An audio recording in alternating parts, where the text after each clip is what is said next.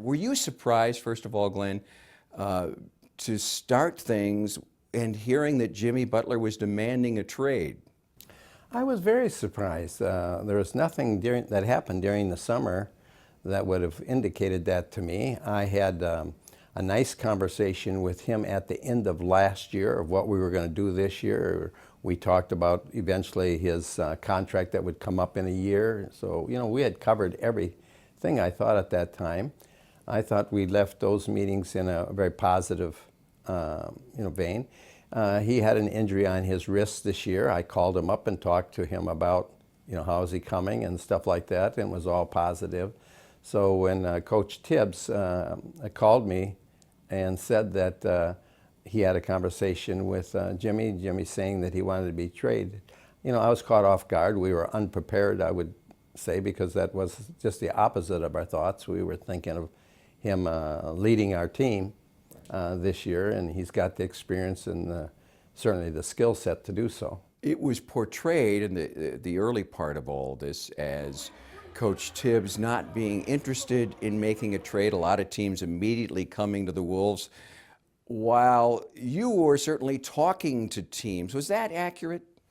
I think the accurate thing is that Coach Tibbs said, he would like to keep Jimmy on the team, and why wouldn't you want to keep Jimmy on the team? That's just a natural thing. All I probably said, Tibbs, you and Scott, go out there and look for the alternative. Let's not make a decision right now. But in business, I always say you should have as much information as you can. So I encouraged them to go out there and talk to other teams if teams were calling us. And they did so, and they kept me aware of each of these talks. As you know, none of them have proceeded to a point where I think that they have come to me and said that we should do a trade. The team hasn't necessarily come close to making a deal as of yet.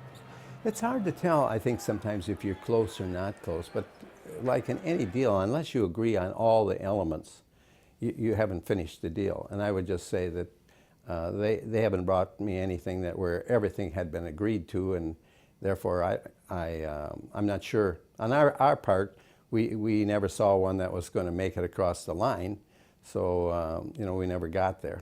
Glenn, do you think there's any chance that Jimmy Butler might change his mind and want to stay with the team at this point? Oh, I think there's always that chance, but I would share with you, I'm not going with that. I mean, Jimmy has said to me he wants to be traded. I take him at his word, and I have instructed, in this case, mostly Scott, since he's our general manager, to keep reviewing and talking to teams and see if we can come up with a trade that keeps our team very competitive. It's a fair trade for us, and one that would likely help Jimmy too. So we're proceeding along with that, but who knows exactly what's going to happen during the year. It sounds like, after your last conversation, that there's a good working relationship with Jimmy, who understands that both parties are proceeding on good faith. I have taken the time to talk to Jimmy, and I think it's appropriate for me to do so.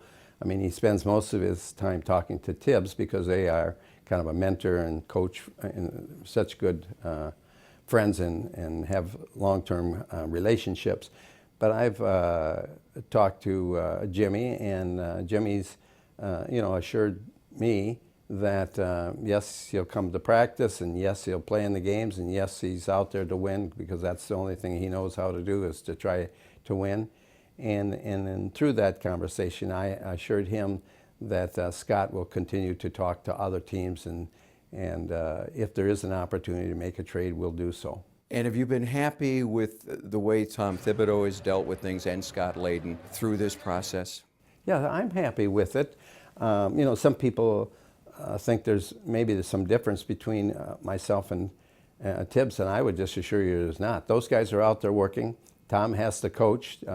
Scott has to go out there and look for deals, but he does that all the time anyhow. They keep me informed. We talk a lot. Probably we talk a lot more now than we have been, just because we have to talk about where we're at with this with Jimmy. But I don't mind that at first that people said that Tibbs wanted to keep Jimmy. I mean, any coach, I think, would want to keep an athlete like that. So that, to me, that wasn't a negative. That was a positive. And he was trying to look for any way that he could communicate with Jimmy to keep him there. But eventually, as with my experience and stuff like this here, I think that you have to listen to the player. And you know, we're not going to jump to his demands just because of that, but you have to look at the alternatives. Is there an opportunity to turn this into something positive? And you want to explore all of those things. You know, at this point, we haven't resolved probably anything other than we're going to go ahead and Jimmy's going to help us win games.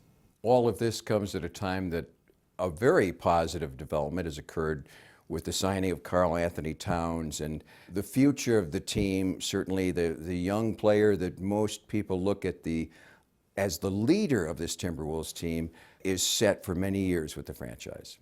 We had the negotiations with Karl this summer, and you know, it turned out not to be too different than we had planned. I mean, he's an elite player, a very special player, not only in his God-given gifts to play in basketball, but I think he has the potential of leadership that you want on a team. And though he's young yet, that's certainly an area that could grow a lot. And so we're excited about that. Karl and I did, at the conclusion of that, talk quite a bit.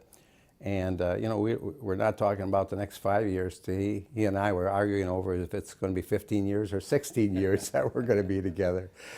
We're excited about that because I think that he has so much potential, and I think that Andrew Wiggins also has great potential. You know, I've spent some time with Andrew. We talked much about basketball, but we talked about that he's a new father, and all of these things are part of, I think, you know, having an individual kind of mature and grow. I think, you know, just being that family will help him in his basketball abilities. We've drafted some really good young men on the team this year. We've had some veterans that we're counting on that I think that there's every reason to believe that they could be better this year. And you might say, why is that? I think because they're playing together the second year, my expectations that it's going to be easier for them, and they have the coach, all that. So my expectations is that we should do much better this year.